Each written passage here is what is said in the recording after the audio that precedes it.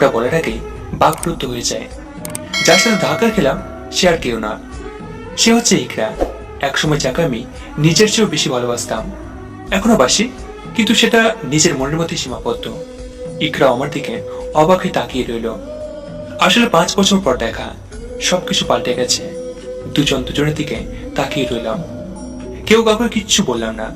কিছুক্ষণ পর একটা মেয়ে এসে ইকরাকে নিয়ে যায়। সে হাঁটছে আর আমার দিকে চেয়ে আছে। আমিও আর একবার জন্য অন্যদিকে তাকাইনি। ইকরা সে আগের মতোই আছে, আগের থেকেও আরো সুন্দর হয়ে গেছে। আসলে হওয়ারই কথা, আমার কথা এতদিনে ভুলে গেছে। আমি মোবাইলটা মাটি থেকে নিলাম, দেখলাম মোবাইলটা ভেঙে গেছে। ভাঙা মোবাইলটা নিয়ে পার্ক থেকে বের হয়ে গেলাম। একটা দোকানে গেলাম, এক প্যাকেট সিগারেট কিনলাম, কারণ ইকরার স্মৃতিগুলো আজ আমাকে ঠিক রাখতে দেবে না। ইকরাকে ভোলার জন্য একমাত্র সিগারেট আমার সঙ্গী। সিগারেটটা নিয়ে বাসায় চলে গেলাম। গোসল করে ঘুমাতে গেলাম, কিন্তু ঘুম আর আসছে না। বারবার ওর স্মৃতিগুলো মনে পড়তে লাগলো। ওর কথা ভাবতে ভাবতে ঘুম চলে আসলো। ঘুম থেকে উঠে দেখি মাগরিবের আজান দিচ্ছে। আমি অজু করে নামাজ পড়ে নিলাম। নামাজের মধ্যেও আজকের ঘটনাটা মনে পড়তে লাগলো। নামাজ শেষ করে ছাদে চলে গেলাম, এক কোনায় গিয়ে বসলাম। তারপরও একটা সিগারেট ধরলাম আর টানতে লাগলাম। চলেন এবার পরিচয়টা দিয়ে দিই, আমি জুয়েল। পড়ালেখা শেষ করে আপাতত একটা প্রাইভেট কোম্পানিতে এমডি। বাসায় শুধু আমি নিজেই। পরিবার আছে, কিন্তু থেকেও নেই। আর আমিও মনে করি আমার কেউ নেই, একা একাই থাকি। আর আজকে যার সঙ্গে ধাক্কা খেলাম সে হচ্ছে আমার এক সময়কার ভালোবাসা। অনেক ভালোবাসতাম ইকরাকে, নিজের চাইতেও বেশি। সেও আমাকে ভালোবাসতো, কিন্তু মন থেকে বাসত কিনা সেটা আজকেও অজানা। ইকরার আরো একটা পরিচয় আছে, সেটা হচ্ছে ইকরা ভাইয়ার শালী, মানে ভাবির ছোট বোন। আর সেই জন্য দুজনের মধ্যে এত দূরত্ব। চলেন আপনাদের পুরো বিষয়টা বুঝিয়ে বলি, তাহলে বুঝবেন। 5 বছর আগে রাতে পড়ছি, এমন সময় ভাইয়া রুমে আসলো। কি রে জুয়েল, কি করিস? কিছু না, পড়ছি। কখন আসলি বাসায়? এই তো এই মাত্র। পড়ালেখার কি অবস্থা? ভালোই। তোর জন্য তো খুশির খবর আছে। তাই নাকি? কি সেটা শুনি একটু। আগে 500 টাকা দে, তারপর। তোর সব জায়গায় ধান্দাবাজি না করলে হয় না। আচ্ছা যা, তোর কোনো খবর শুনতে হবে না। আচ্ছা ঠিক আছে, দিব। এখন বল, কি খুশির খবর? তোর বিয়ে। বিয়ে মানে? বিয়ে মানে বিয়ে। কই, আমি তো কিছু জানি না। তুই কেমন করে জানলি? আরে আমিও জানতাম না, আব্বু আম্মু বরাবরই করছিল, তখন শুনে ফেলেছি। ও। কি রে, তোর মুখ কালো হয়ে গেল, পছন্দ হচ্ছে নাকি? আরে না, থাকলে তো সবার আগে তুই নিজেই জানতিস। সেটাও ঠিক। তুই কাউকে না বললেও আমাকে বলতি, তাহলে এমন মুখ করে আছিস কেন? আসলে বিয়ে করতে ইচ্ছে করছে না। তুই পাগল নাকি? আমাকে যদি আব্বু আম্মু বলতো আমি এক্ষুনি বিয়ে করে ফেলতাম। ইস, কত স্বপ্ন আছে বিয়ে নিয়ে। তাই নাকি? তাহলে তুই বিয়েটা করে ফেল। পাগল নাকি? আব্বু আম্মু মার দেবে। আমি ওনাদের বলে দেব। দরকার নেই তোর এত কষ্ট করার, সময় হলে সব হবে। অবশেষে? অবশেষে কি? কিছু না। বাহ, এখন থেকে তোর লাড্ডু ফুটতে শুরু করলো। এই তুই বেশি ফাজিল হয়ে গেছিস। আমি তোর বড়, সম্মান দিবি। কচু দিব, তোর বউয়ের সামনে তোকে পিটাবো দেখিস। তোর ভাবি তোকে মারি দিবে। মার দেবে না, ভাবি আদর দেবে, বলবে আমার ছোট্ট ভাইয়াটা। আচ্ছা, আপনাদের তো ফ্যামিলির কথা কিছু বলাই হয়নি। ফ্যামিলিতে আমি, আব্বু আম্মু আর ভাইয়া। আব্বু ছোট্ট একটা চাকরি করতো, অসুস্থতার জন্য ছেড়ে দিয়েছে। আসলে আব্বু ছাড়তে চায়নি। ভাইয়া পড়ালেখা শেষ করে ব্যাংকে চাকরি পায়, সে থেকে আব্বুকে আর কিছু করতে দেয় না। ভাইয়া চাকরি পেয়েছে 1 বছরের মতো হবে। আব্বুকে সবাই অনেক ভয় পায়। আব্বুর ভয়ে ভাইয়া কখনো কোনো মেয়ের সাথে মেশেনি, ফ্রেন্ডশিপ তো দূরের কথা। ভাই আর আমি ফ্রেন্ডের মতো চলি। এত বড় হয়েছে, তারপরেও আমার সাথে ঘুমায়, আর ওর যত কথা আছে সব আমার সাথে শেয়ার করে, আমিও করি। 2 ভাই সারাদিন টম এন্ড জেরির মতো লেগে থাকি। ভাইয়ের সাথে কথা বলছি, এমন সময় আম্মু রুমে আসলো। এই, তোরা এখানে বসে আছিস? সে কখন থেকে ডাকছি। আচ্ছা আসছি, তুমি যাও। তাড়াতাড়ি আয়। এই ওঠ, পরে পড়িস। উঠে খেতে গেলাম, খাওয়ার মাঝখানে আব্বু বলল, রুবেল, জি আব্বু বলেন। লেখাপড়া তো অনেক আগেই শেষ করলে, চাকরিও পাইছিস, আর কত বসে থাকবি? তোর আম্মু অসুস্থ হয়ে গেছে, এবার অন্তত বিয়েটা কর। আব্বু আর কিছুদিন যাক, তারপর। তুই এই কথা সবসময় বলিস। শোন, আমরা তোর জন্য একটা মেয়ে দেখেছি। মেয়েটা দেখতে শুনতে অনেক সুন্দর, ভালো ভদ্র মেয়ে, শিক্ষিত। আমার মনে হয় তোর জন্য পারফেক্ট হবে। কিন্তু আব্বু, কোনো কিন্তু না, কালকেই আমরা ওদের বাসায় যাব। সবকিছু ঠিকঠাক থাকলে কালকেই বিয়ের দিন তারিখ ঠিক করে আসবো। তোমরা যেটা ভালো মনে করো করো। কালকে একটু তাড়াতাড়ি আসবে। হ্যাঁ, সূচক মাথা নাড়লাম। আমার কথা কিছু চিন্তা ভাবনা করছো? তোর কথা কি চিন্তা করবো? না, মানে ভাইয়ার জন্য তো ঠিক করলে, এখন আমার জন্য যদি কিছু একটা করতে। রুবেল, লাঠিটা নিয়ে আয় তো। এই না না, আমি তো মজা করছি। তারপর খাওয়া দাওয়া শেষ করে রুমে গেলাম। ভাইয়াও আসলো। কেমন যেন খুশি খুশি লাগছে। আমি বুঝছি না কেন এত খুশি, কিছুই বুঝলাম না। রাতে ঘুমিয়ে গেলাম। ঘুম থেকে উঠে ফ্রেশ হয়ে নাস্তা করে কলেজে চলে গেলাম। কলেজ থেকে এসে খাওয়া দাওয়া করলাম। কিছুক্ষণ পর ভাইয়াও আসলো। তারপর সবাই রেডি হয়ে নিলাম। এরপর মেয়ে দেখতে বেরিয়ে গেলাম। গাড়িতে আমি আর ভাইয়া একসাথে বসলাম। এটা ওটা বলে ভাইয়াকে খেপাতে লাগলাম। যাই হোক, অনেকক্ষণ পর একটা বাসার সামনে একটি গাড়ি থামলো। মনে হয় এটাই ভাবিদের বাসা। গাড়ি থেকে নামলাম। বাড়িটা খুব সুন্দর। তারপর আবার পিছু পিছু বাসার সামনে গেলাম। কলিং বেল দেওয়ার কিছুক্ষণ পরে একটা মধ্যবয়স্ক মহিলা এসে দরজাটা খুলে দেয়। মনে হয় উনি মেয়ের মা। সবাই সালাম দিলাম। উনি আমাদের হাসি মুখে ভিতরে নিয়ে গেলেন। বাসার ভিতরটা খুব সুন্দর করে সাজানো। মনে হয় আমরা আজ পর্যন্ত আরো বেশি করে সাজিয়ে রেখেছে। আমাদেরকে সবাই বসতে বলে উনি ভিতরে চলে গেলেন। ভিতরে গিয়ে সবাই বসলাম। আমি আর ভাইয়া একসাথে বসে আছি। ভাইয়া এদিক ওদিক চটপট করতে লাগলো। কি রে, কি হয়েছে? কই কিছু না। তাহলে এমন করছিস কেন? ভাবি আসবে তো, একটু ওয়েট কর। এত তারা কিসের? সব জায়গায় ফাজলামি না করলে হয় না? কি হয়েছে তোদের? এখনো এমন করতেছিস? ওরা কেউ দেখলে কি বলবে? আমি আবার চুপ করে রইলাম। কিছুক্ষণ পর একটা আঙ্কেল আসলো। বাবাকে দেখে কোলাকুলি শুরু করে দিল। এমন ভাবে কথা বলছে যেন মেলায় হারিয়ে যাও দুই ভাই। আমরা আঙ্কেলের সাথে কথা বলে নিলাম। আমি এদিক ওদিক তাকাচ্ছি, কোনো মেয়ে আছে কিনা খুঁজছি। প্রায় 1 ঘন্টা পর মেয়ে মানে ভাবিকে নিয়ে আসে হলো। ভাবি চা হাতে নিয়ে আসলো। ভাবিকে দেখে আমি নিচেই ক্রাশ খেলাম।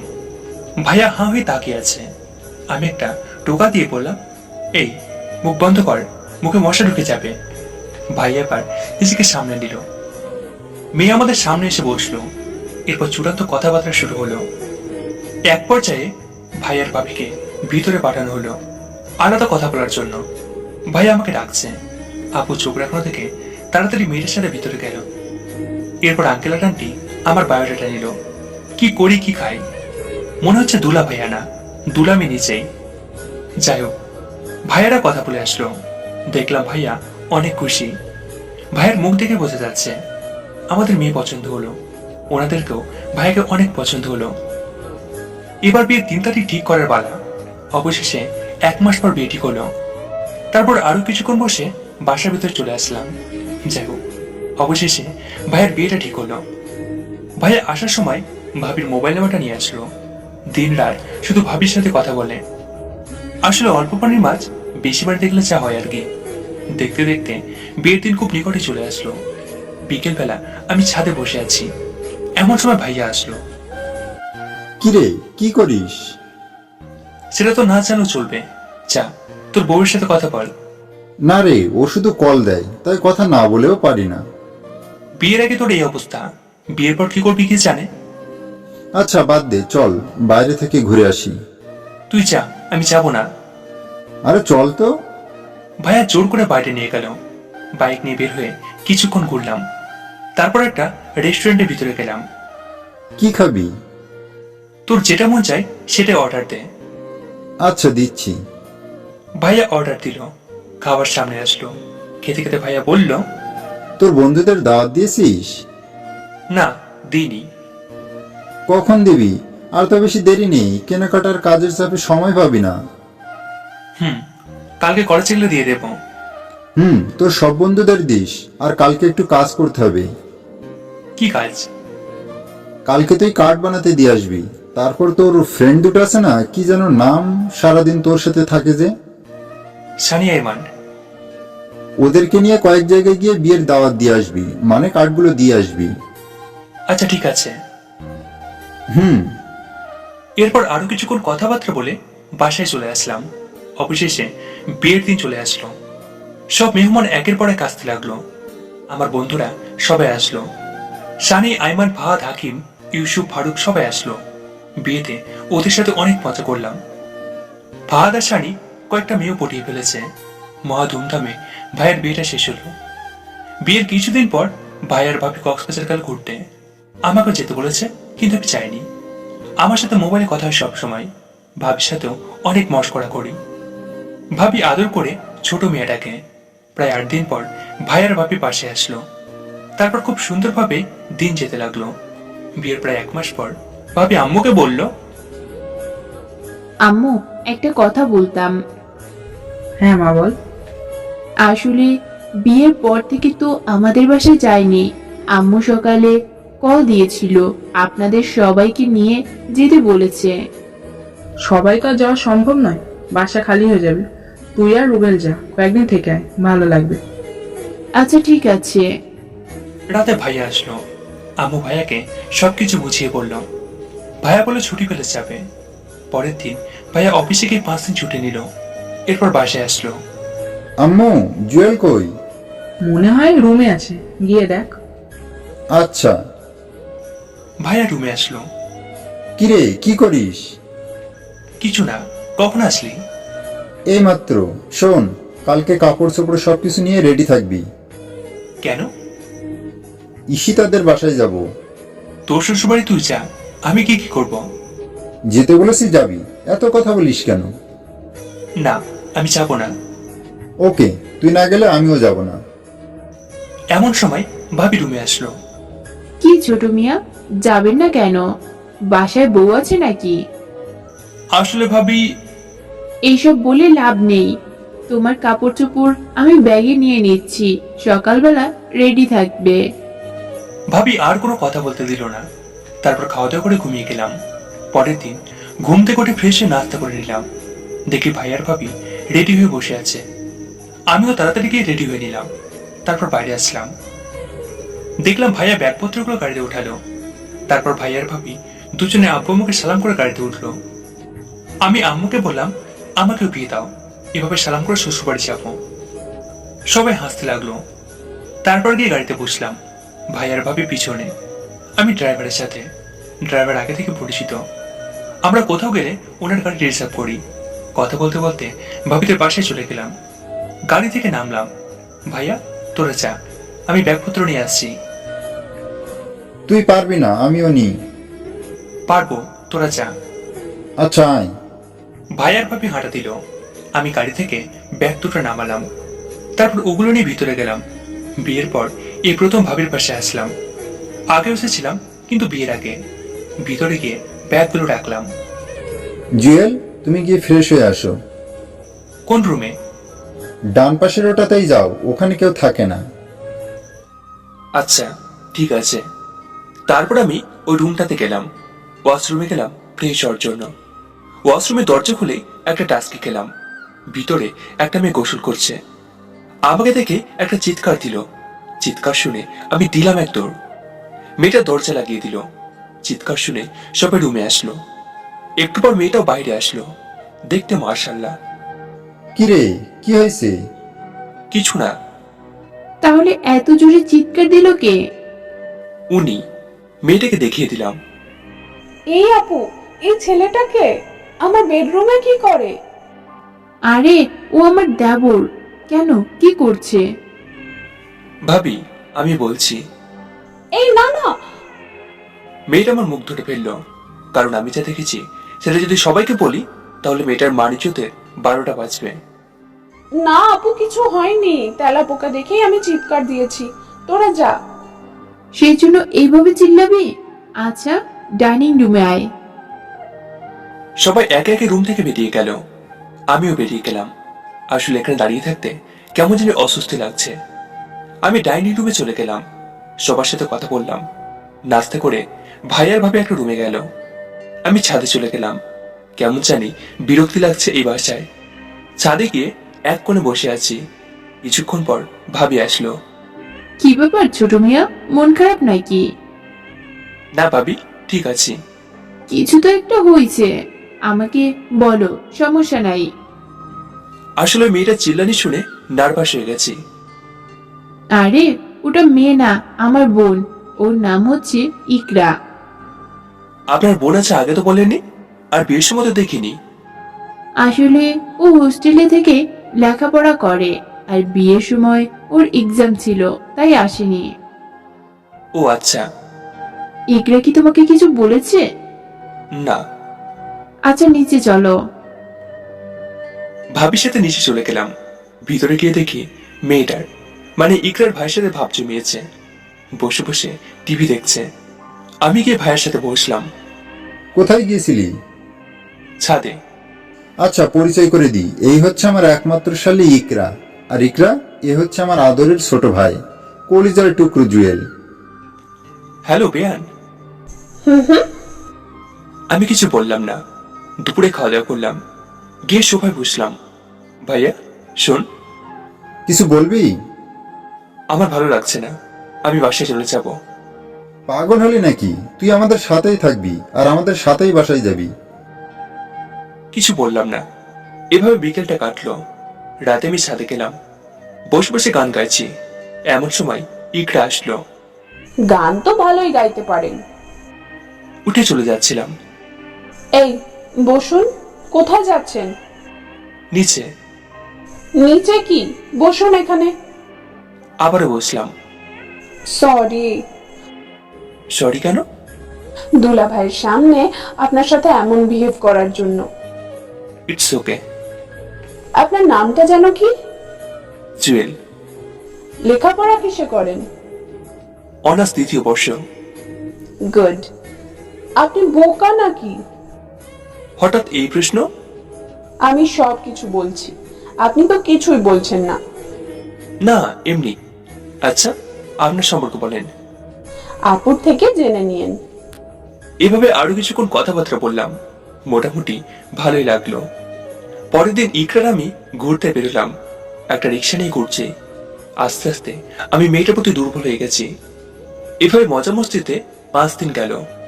আসার সময় ইকরার জন্য খুব খারাপ লাগলো। অনেকবার বললাম আমাদের বাসায় আসার জন্য। বিদায় নিয়ে চলে আসলাম। ছোট মিয়া, কি অবস্থা? অবস্থা তো ভালোই। সেটা তো দেখছি, ভিতরে ভিতরে লাড্ডু ফুটতেছে, ঘটনা কি? কিছু না। আমাকে বলা যায় না? ঘটনা হচ্ছে আপনার বোন আমার মনটাকে রেখে দিয়েছে। হঠাৎ করে ভাবির মুখটা কালো হয়ে গেল। মাইন্ড করলো কিনা কে জানে, মুখে হাসি রেখে বলল, এত সহজে ইকরা প্রেমে পড়বে না। চেষ্টা করতে তো বাধা নেই। তুমি জীবনেও পারবে না, ওরে পটানো এত সহজ না। আচ্ছা, সময় হলে দেখা যাবে। এভাবে দিন যেতে লাগলো। আমি বারবার ইকরাকে স্মরণ করতে লাগলাম। আসার সময় ওর মোবাইল নাম্বারটা আনতে ভুলে গেছি। ভাবির কাছে লজ্জায় চাইতেও পারছি না। কিছুদিন পর ভাবির আব্বু আম্মু আর ইকরা আমাদের বাসায় আসে। আমি তো মহা খুশি। আঙ্কেল আন্টি চলে যায়, ইকরা বাসায় থেকে যায়। ইকরাকে দেখলে আমি স্পিকারে রোমান্টিক সব গান ছেড়ে দিতাম। ভাবি ওকে বলেছিল নীল শার্টে নাকি আমাকে অনেক সুন্দর দেখায়। সেই থেকে নীল শার্টটা পরে ইকরার সামনে ঘোরাফেরা করতাম। কিন্তু ইকরার মাঝে একটা পরিবর্তন খেয়াল করলাম। সেদিন রাতে ইকরা আমাকে বলল, এই যে মিস্টার জুয়েল, বলেন। আপনার কাছে কি শুধু একটাই শার্ট? না, কেন? তাহলে সারা দিন এটা গায়ে দিয়ে রাখেন কেন? এরপর থেকে প্রতি ঘন্টায় ঘন্টায় শার্ট চেঞ্জ করতাম, শুধু ইকরা চোখে পড়ার জন্য। একদিন রাতে ইকরাকে ছাদে ডেকে নিয়ে গেলাম। আপনাকে একটা কথা বলার ছিল। কি কথা বলেন? আমি কোনো রকম ইতস্তত না করে ডিরেক্ট বলে দিলাম, আপনাকে আমি ভালোবাসি। এটা সম্ভব নয়। কেন? এক ঘরে দুই বোন জীবনেও পসিবল না। সেটা নয় আমার উপর ছেড়ে দিন, আপনি শুধু হ্যাঁ অথবা না বলে দেন। এখন না, তো কখন? 2 দিন পর। এখন বলে সমস্যা কি? আমাকে 2 দিন ভাবতে দেন। আচ্ছা ঠিক আছে। তারপর ইকরা নিচে চলে যায়। আমি টেনশনে পড়ে গেলাম। ইকরা কি রাজি হবে নাকি হবে না সেটা নিয়ে চিন্তা হচ্ছে। যাই হোক, 2 দিন অনেক কষ্টে কাটালাম। তারপর ইকরাকে বললাম, 2 দিন চলে গেল, এবার উত্তরটা দেন। আপনি যদি আমাকে একটু অন্যরকম ভাবে প্রপোজ করেন তাহলে একসেপ্ট করব। অন্যরকম মানে? মানে যে স্টাইলে কেউ কখনো কাউকে প্রপোজ করেনি, আপনি আমাকে সেই স্টাইলে প্রপোজ করবেন, তাহলে আমি রাজি হব। আচ্ছা ঠিক আছে। আমি অনেক চিন্তা ভাবনা করলাম, বন্ধুদের সাথে শেয়ার করলাম, কিন্তু কিছুতেই কোনো কিছুই মাথায় আসছে না। অবশেষে একটা নতুন পদ্ধতি মাথায় আসলো। আমি সেই স্টাইলে প্রপোজ করে দিলাম। ইকরা কয়েকদিন পর অ্যাকসেপ্ট করলো। আমি খুশিতে শেষ। ফাইনালি ইকরা রাজি হলো। ইকরার আমি হাত ধরে হাঁটছি, এমন সময় ভাবি আমাদের দেখে ফেলে। আমি ইকরার হাত ছেড়ে দিয়ে তাড়াতাড়ি রুমে চলে গেলাম। ভাবি কিছুক্ষণ তাকিয়ে থেকে কিছু না বলে নিচের রুমে চলে গেল। রাতে খেতে গেলাম সবাই, ইকরাও আছে। ইকরা, আম্মু সকালে কল করেছিল, তোকে চলে যাওয়ার জন্য বলেছে। সকালে ঘুম থেকে উঠে বাসায় চলে যাবি। সে কি, সে আসছে কয়েকদিন থাকুক? না, অনেকদিন থেকেছে, আর থাকার দরকার নেই। এই জুয়েল, ভাইয়া বল। সকালে ইকরাকে বাসায় দিয়ে আসিস, আমি বাইক রেখে যাব। সেটার কোনো দরকার নেই। ইকরা সিএনজি নিয়ে চলে যাবে, অথবা তুমি যাওয়ার সময় নামিয়ে দিও। কিন্তু আমার অফিস।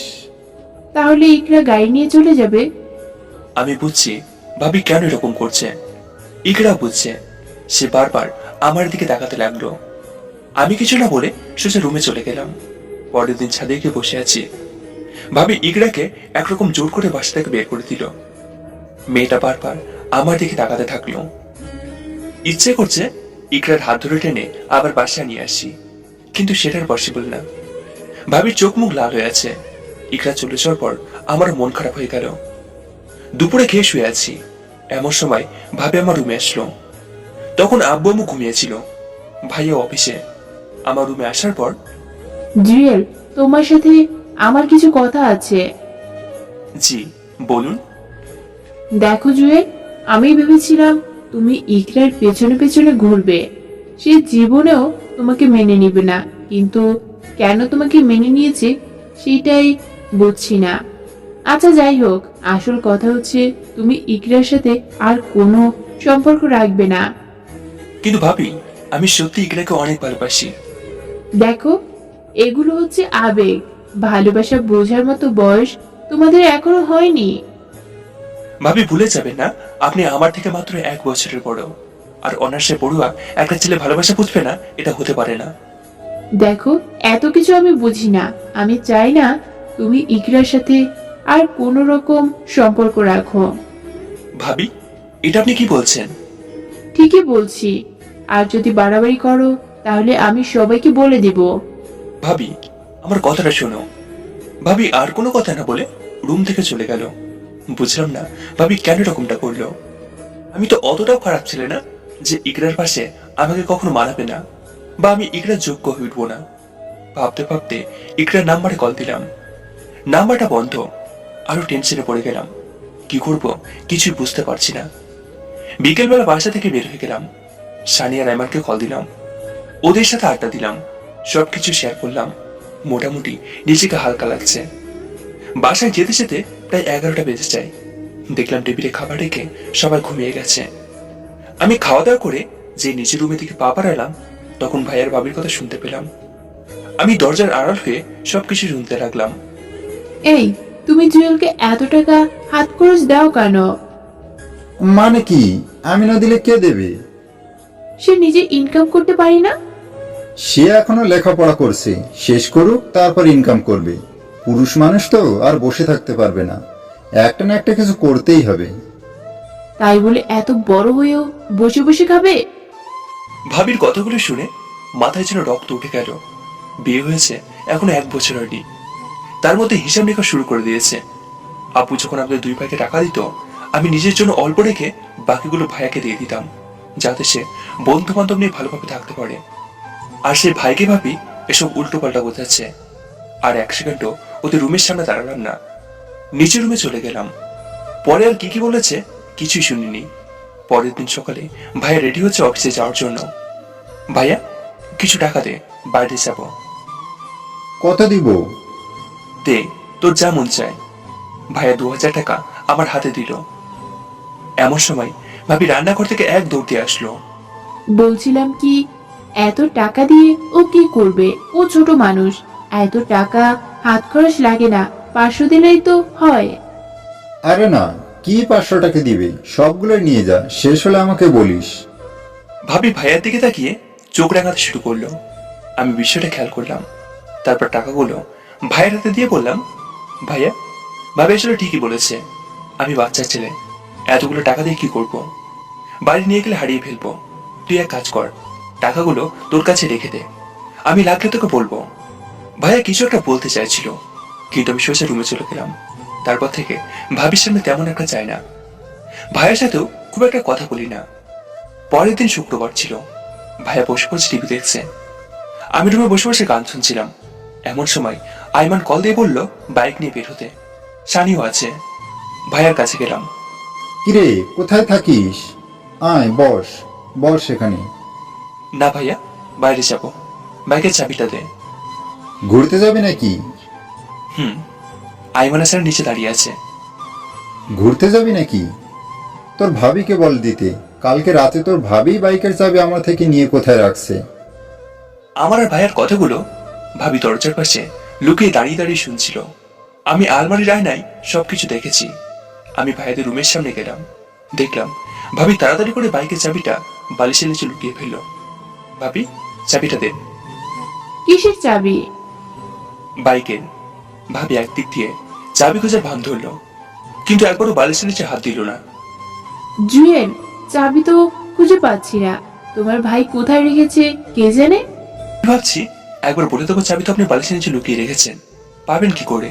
কিন্তু এখন যদি এই কথাটা বলি, তখন ভাবি বলবে তুমি দেখে আমার বালিশের নিচের খবর জানো। কিছু না বলে বাইরে চলে গেলাম। মন খারাপ করা দেখে সানিয়া রহমান বারবার জিজ্ঞাসা করলো যে আমার কি হয়েছে, কিন্তু আমি কিছু বললাম না। যতই হোক ঘরের কথা বাইরের কাউকে বলা উচিত না। তারপর আরো কিছুক্ষণ আড্ডা দিয়ে চলে গেলাম বাসায়। পরের দিন আমি কলেজে চলে গেলাম। ক্লাস শেষে বন্ধুদের সাথে বসে আড্ডা দিচ্ছি। এমন সময় ভাবির নাম্বার থেকে কল আসলো। আমি ধরলাম না, বারবার কল দিতে লাগলো। আমি সুইচ অফ করে রেখে দিলাম। প্রায় 30 মিনিট পর মোবাইল ওপেন করলাম, দেখলাম অনেকগুলো মিস কল এসে জমা হলো। একটু পর ভাইয়া কল দিল। কিরে, তুই কল ধরিস না কেন? আবার নাম্বারও বন্ধ। ভাইয়া ক্লাসে ছিলাম, বল কি হয়েছে। তাড়াতাড়ি বাসায় যা, তোর ভাবি নাকি মাথা ঘুরে পড়ে গেছে। আচ্ছা ঠিক আছে, যাচ্ছি। কল কেটে দিয়ে সানিয়ার আইমনিকে নিয়ে তাড়াতাড়ি বাসায় গেলাম। ভাবি শুয়ে আছে। তাড়াতাড়ি একটা গাড়ি নিয়ে হাসপাতালে নিয়ে গেলাম। ভর্তি করিয়ে আমরা বাইরে অপেক্ষা করতে লাগলাম। একটু পর ভাইয়া চলে আসলো। কিরে, কি হয়েছে? তেমন কিছু না, মনে হয় মাথা ঘুরেছে। ডাক্তার কিছু বলেছে? না। ওই যে ডাক্তার আসছে, চলো না গিয়ে কথা বলি। ডাক্তার সাহেব, ঈশিতার কি অবস্থা? ভালোই, তেমন কিছু হয়নি। রুগী আপনার কি হয়? জি, আমার ওয়াইফ। কংগ্রাচুলেশন, আপনি বাবা হতে চলেছেন। ডাক্তারের কথা শুনে ভাই আমাকে জড়িয়ে ধরে কান্না শুরু করে দিল। আসলে এটা খুশির কান্না। তার ভাবিকে বাসায় নিয়েছে বলে। আমি খুব একটা ভাবির সাথে কথা বলি না, আর হ্যাঁ, ভাইয়ের কাছেও তেমন হাত পাতি না। সারাদিন ঘরেই বসে থাকি, কলেজও হেঁটে হেঁটে যাই। মাঝে মাঝে ইকরার কথা অনেক মনে পড়তো, কিন্তু চাইলেও ওর সাথে আর কথা বলতে পারতাম না। প্রতিদিন অনেকবার কল দিতাম, কিন্তু নাম্বার অফ থাকতো। এভাবে কিছুদিন গেল। ভাবিও মোটামুটি সুস্থ, তবে একটা সমস্যা হচ্ছে ভাবি কোনো কাজ ঠিকমতো করতে পারছে না। আম্মু অসুস্থ, তাই ঘরের কাজগুলো ঠিকভাবে করা সম্ভব হচ্ছে না। বাধ্য হয়ে ইকরাকে আমাদের বাসায় নিয়ে আসলো। ওকে দেখে আমার ভিতরটা কেঁদে উঠলো। ভাবির সামনে থাকায় ওকে কিছু বললাম না। রাতের বেলা ইকরা আমার রুমের সামনে আসে। ওকে দেখে আমি দৌড় দিয়ে ওকে জড়িয়ে ধরি। ইকরা আমাকে জড়িয়ে ধরে কাঁদতে লাগলো। হঠাৎ করে ইকরা আমাকে ছেড়ে দেয়, কিন্তু আমি তখনও ইকরাকে জড়িয়ে ধরে আছি। ইকরার এই অবস্থা দেখে আমি পিছনে তাকাতেই আমি অনেক বড় একটা ধাক্কা খেলাম, কারোর পিছনে ভাবি দাঁড়িয়ে আছে। আমার কলিজা শুকিয়ে গেল। ইকরা, তুই এখানে কি করিস? কই কিছু না। যা, ঘুমাতে যা। ইকরা মাথা নিচু করে চলে যায়। ভাবি কিছুক্ষণ আমার দিকে অগ্নি দৃষ্টিতে তাকিয়ে থাকে। আমিও নিচের রুমে চলে যাই। রাতে বসে বসে ভাবছি ভাবি আবার ইকরাকে ওদের বাসায় পাঠিয়ে দেবে কিনা। এমন সময় আইমান কল দিল। আমি কল ধরে কথা বলতে বলতে রুম থেকে বের হয়ে গেলাম, কারণ আমার রুমে নেটওয়ার্ক থাকে না। আমি ছাদে ওঠার জন্য সিঁড়ি রুমের দিকে যাচ্ছি। এমন সময় ভাই আর ভাবি রুম থেকে চিল্লাচিল্লির আওয়াজ আসতে লাগলো। এত রাত আবার কে নিয়ে ঝগড়া করছে কে জানে। আমি আইমানকে পরে কল দেব, এই জন্য কলে কেটে দিলাম। দরজার পাশে লুকিয়ে শোনার চেষ্টা করলাম ওরা কি বলে সেটা শোনার জন্য। এই শোন, আমি সকালের জন্য রান্না করতে পারবো না। মানে? মানে কি, এখানে নতুন কেউ আসছে নাকি? পুরাতনদের কথাই বলছি। দেখো, পাগলামি করো না। তুমি না করলে করবে কি?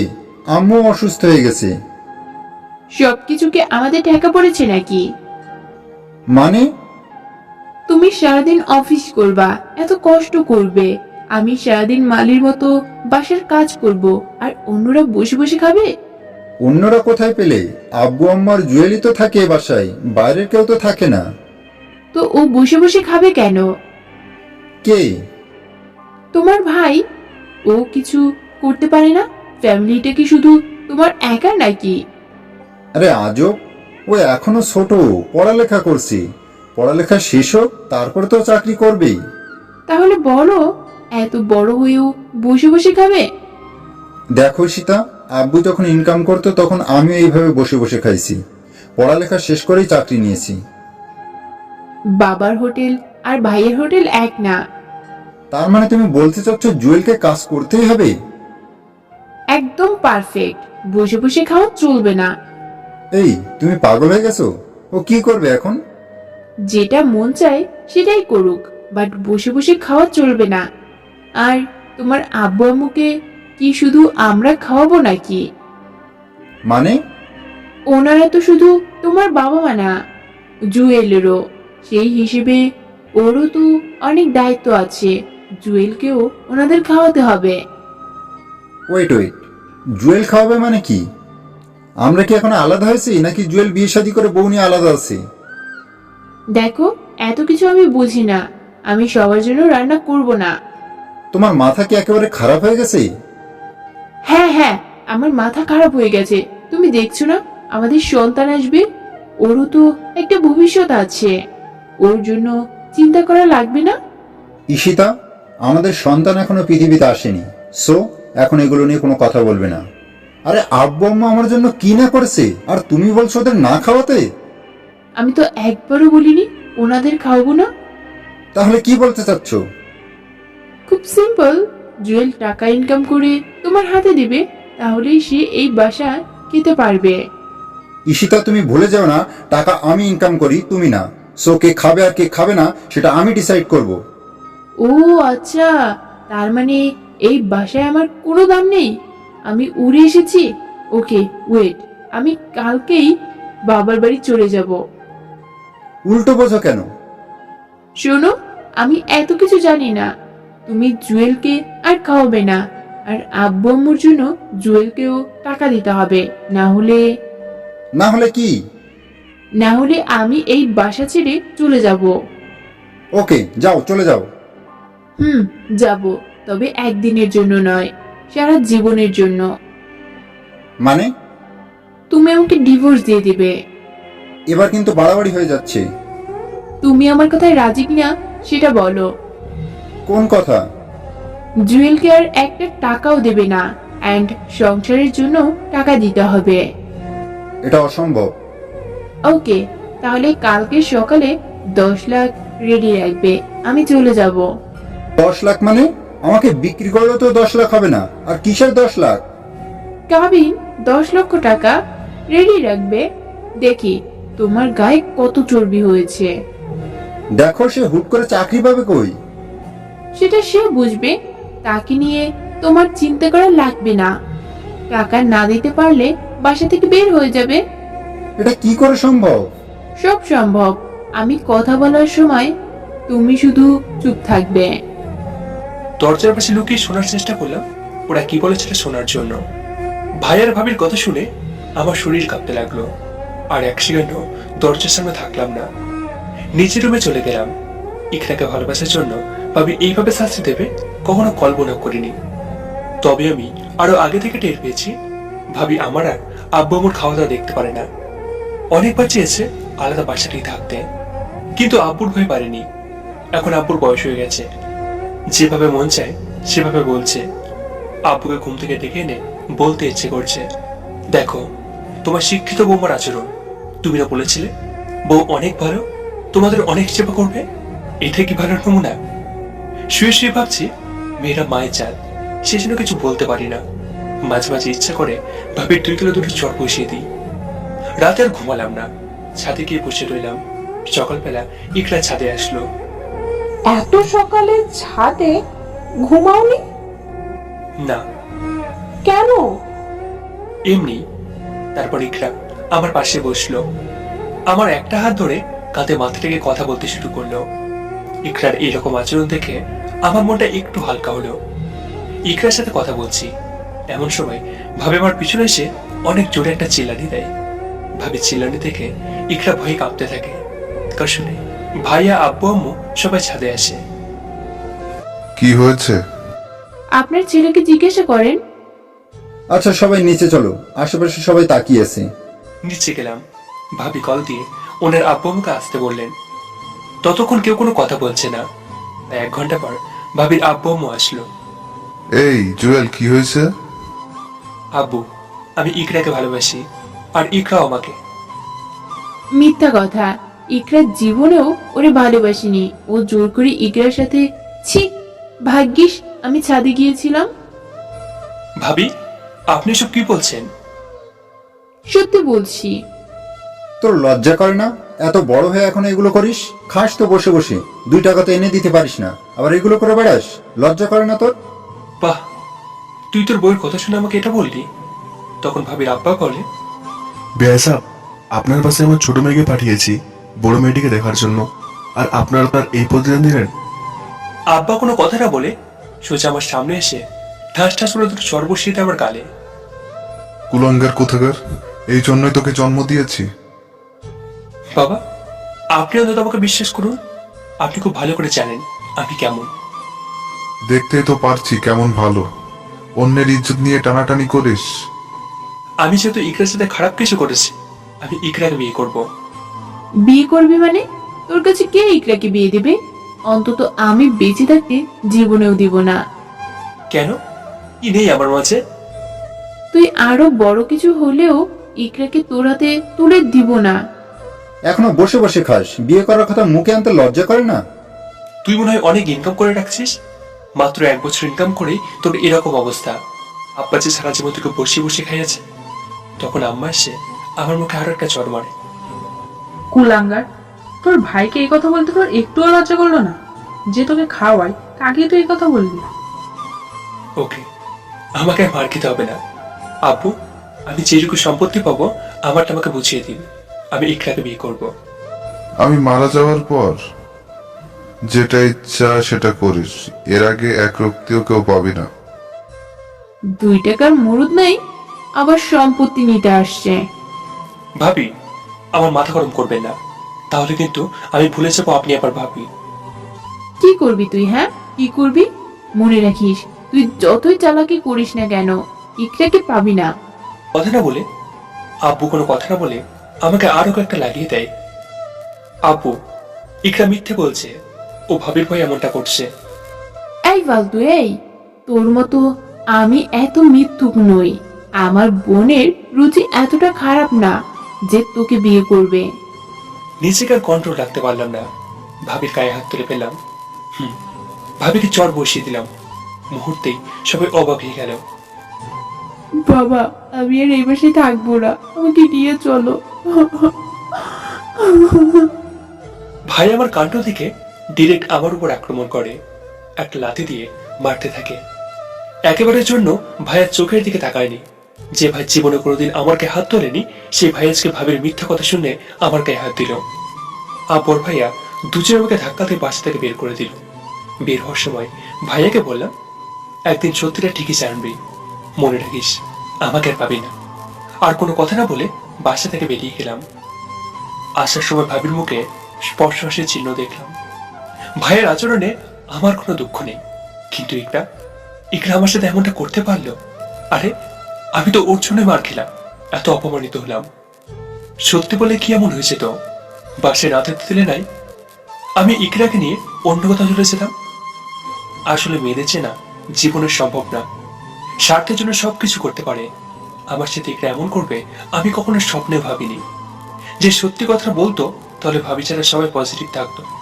ওয়াদা করলাম আর জীবনে কোনোদিনও বাসে গিয়ে থাকবো না, কোনো দরকার ছাড়া যাবো না, আর আব্বু আম্মু ছাড়া ওদের কারোর সাথে কোনোদিন কথা বলবো না। বাসা থেকে বের হয়ে একটা নির্জন জায়গায় গিয়ে বসলাম। বসে বসে কান্না করছি। এমন সময় কি একজন আমার কাঁধে হাত রাখে। পিছনে তাকাতে দেখি সানিয়া রহমান। কি রে, তুই এখানে? আমরা তোকে অনেক খুঁজেছি। চল এখন কোথায়? বাসায়। না, আমার কাজ আছে, তোরা যা। মন খারাপ করে বসে থেকে লাভ আছে? ফ্যামিলিতে একটু সমস্যা হয়, এটা কোনো ব্যাপার না। তোদের কি বলেছে? আন্টি কল করে সব বলেছে, তুই বাসায় চল। না, আমি জীবনেও আর ওই পাশে যাব না। দেখ, তুই পাগলামি করিস না, চল বাসায় চল। বললাম তো আমি যাবো না। তো তুই কোথায় যাবি? আমাকে তোদের চিন্তা করা লাগবে না, তোরা যা। সত্যি যাবি না? না। কি করবি তাহলে? জানি না, তবে এটা শিওর থাক যে আমি আর ওই পাশে যাচ্ছি না। পড়ালেখার কি হবে? জানি না, করবো না, আর করে লাভ কি? দেখ, এই সামাটা ঘটনা তোরা পড়ালেখা বন্ধ করিস না। তুই তোর ফ্যামিলিকে দেখিয়ে দে, তোর ভাবিকে বুঝিয়ে দে যে তাদের ছাড়াও তুই প্রতিষ্ঠিত হতে পারিস। আচ্ছা, এখন আমাদের সাথে আমাদের বাসায় চল, কি করবি সেটা পরে দেখা যাবে। সেটাই চল। তারপর আইমানদের বাসায় চলে গেলাম। রাতে আমি, সানিয়া, আইমান ওদের ছাদের উপরে বসে আছি। বারবার ইকরার কথা মনে পড়তে লাগলো। জুয়েল, বল। একটা কাজ কর, কি?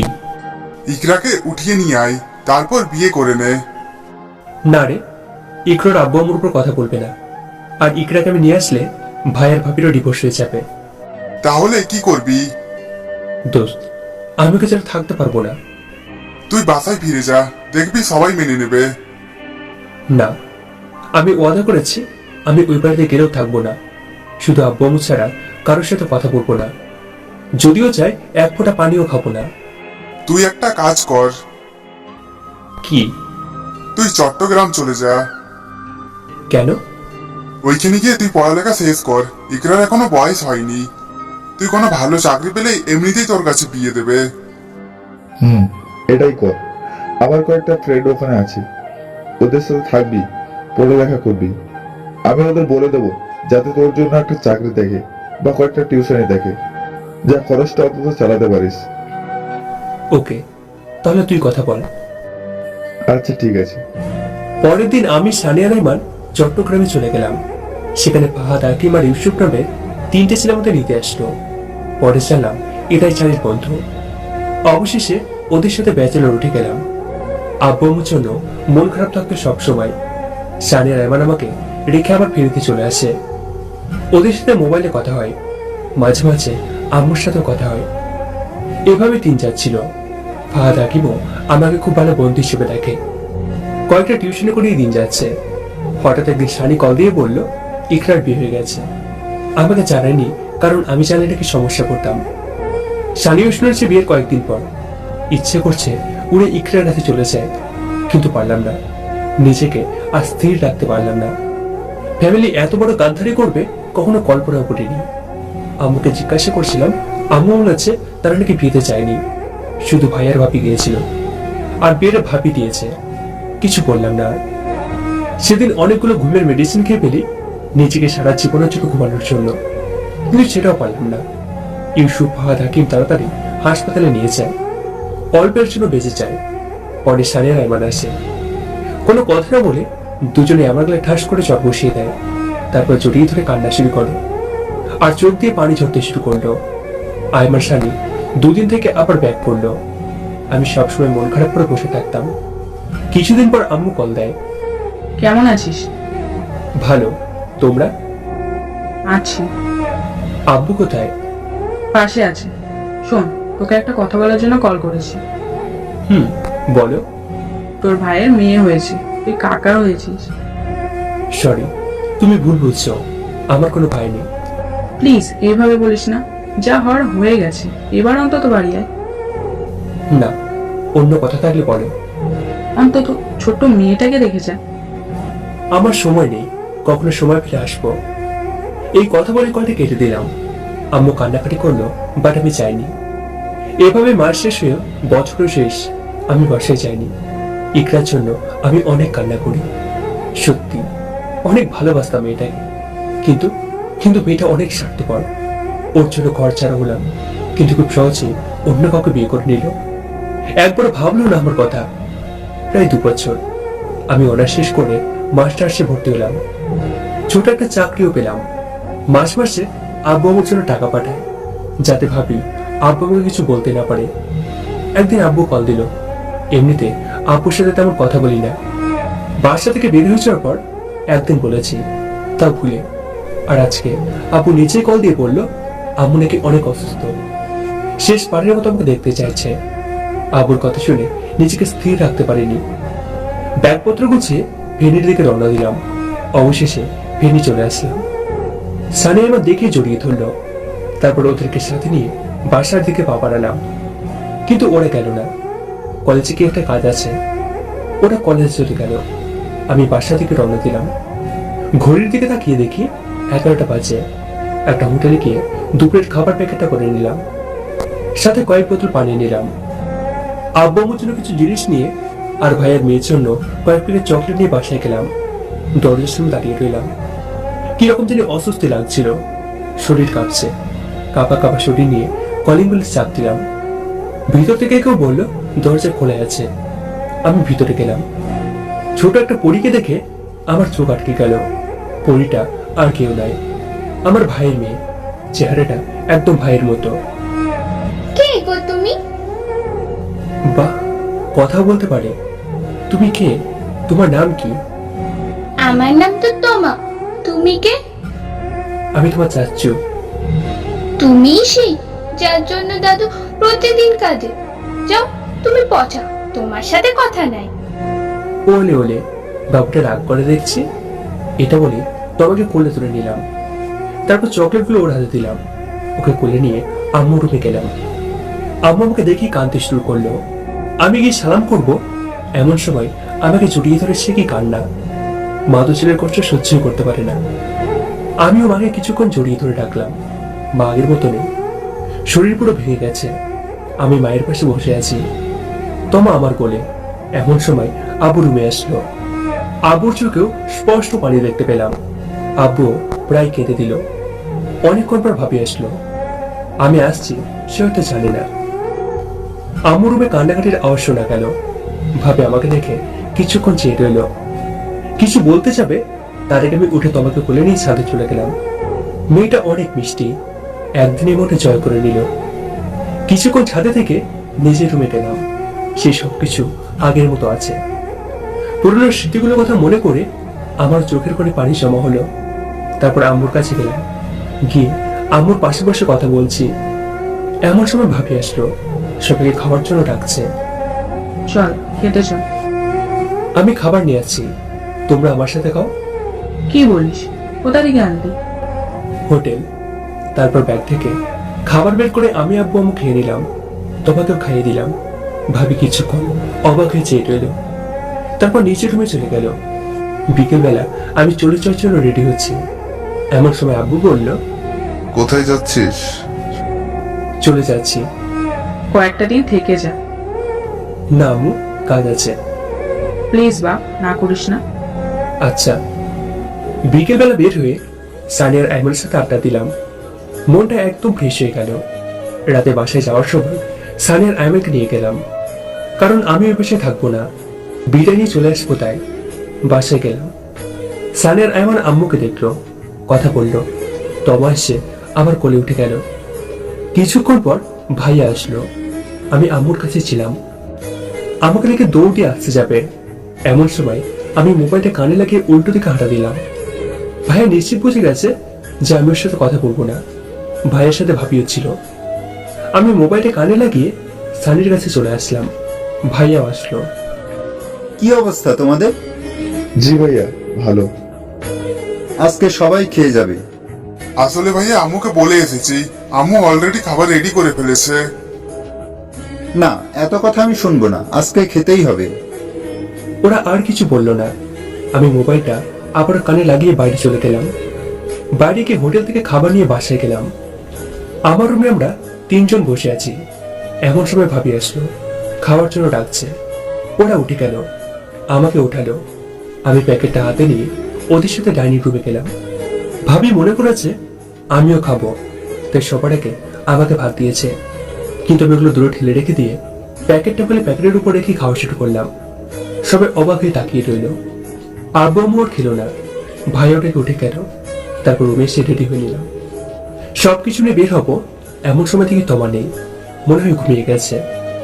আব্বু আমাকে সালাম করে বেরিয়ে পড়লাম। আম্মু কান্না থামাচ্ছে না।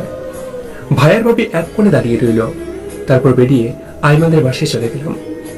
রাতটা ওখানে থেকে পরের দিন আবার চট্টগ্রামে চলে গেলাম। এরপর থেকে আম্মুর সাথে মোবাইলে কথা হয়। ভাই নাকি সেদিন ভাবিকে অনেক বকাঝকা করেছে। আমার পিচ্ছি আম্মুটা বলল। পিচ্চির সাথে আমার প্রতিদিনই কথা হয়। এভাবে দিন যাচ্ছে। মাস শেষ হয়ে বছর।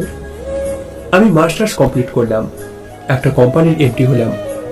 চাকরি বাকরি সবকিছু ভালোভাবে যাচ্ছে। প্রতি সোমবার আমি পার্কে ঘুরি, কারণ ইকরাকে নিয়ে আমি সোমবারে পার্কে ঘুরতাম। আজকে ঘুরছি, এমন সময় ইকরার সাথে পার্কে ধাক্কা খেলাম। রাতের বেলা আর ঘুম হয়নি, বারবার ইকরার কথা মনে পড়তে লাগলো।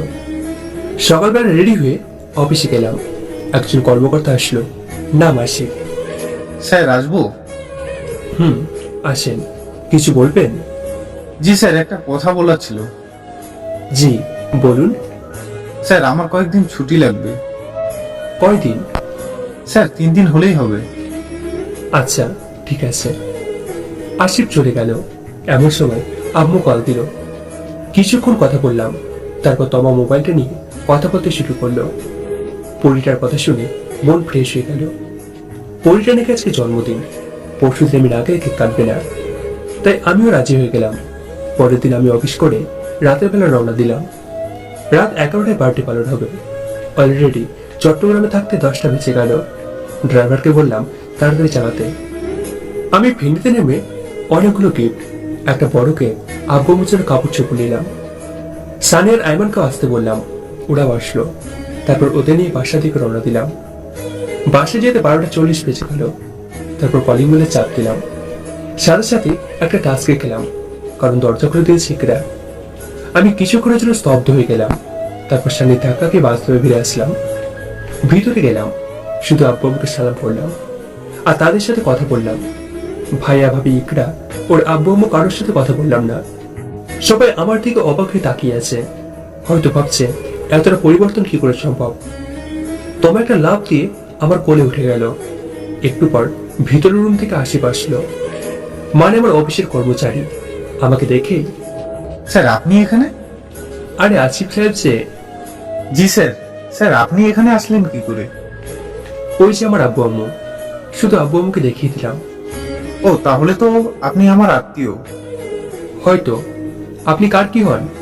জি, আমি আপনার ভাইয়ের ভাইরা ভাই, মানে ইকরার হাজবেন্ড।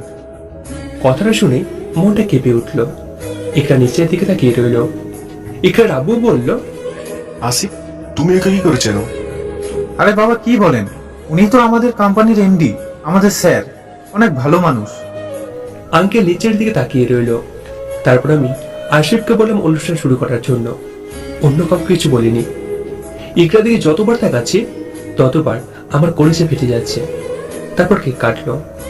তোমার সবার আগে আমাকে খাইয়ে দিল। আমি শুধু তোমাকে খাইয়ে দিলাম। তোমার একে একে সবাইকে খাইয়ে দিল। সবাই তোমাকে খাইয়ে দিল। ভাইয়া বারবার আমার দিকে তাকালো, কিছু বলতে চাইলেও আমি অন্যদিকে তাকিয়ে থাকি। কেক কাটা শেষে আমি তোমার হাতে সবগুলো গিফট তুলে দিলাম। তারপর আব্বু আম্মুর জন্য নিয়ে আসা জিনিসগুলো ওনাদের হাতে দিলাম। দেখলাম সবাই আমার দিকে তাকিয়ে আছে, তাই আমি আম্মুর রুমে চলে গেলাম। আব্বু আম্মু আবার পিছু পিছু আসলো।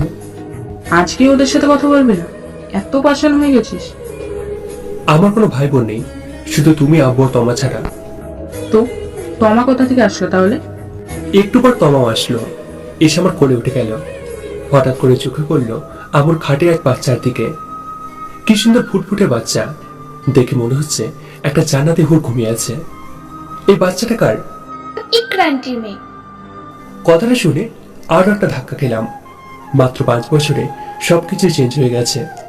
না, আর এখানে বেশিক্ষণ থাকা যাবে না, আমার শরীর কাঁপছে। আম্মুকে বললাম আমি চলে যাচ্ছি। অনেকবার থাকতে বলেছে, বাট থাকিনি। আম্মু রুম থেকে বের হয়ে দেখি সানি, আইমান আর ড্রাইভার খাওয়ার জন্য ডাইনিং রুমের দিকে যাচ্ছে। সাইদ ভাই চলেন, আমরা চলে যাব। আরে ভাবি তো আমাদের খেতে ডাকছি। বাইরে খেয়ে নেবো, চল। কিন্তু সবাই তো একসাথে খাবে এইখানে।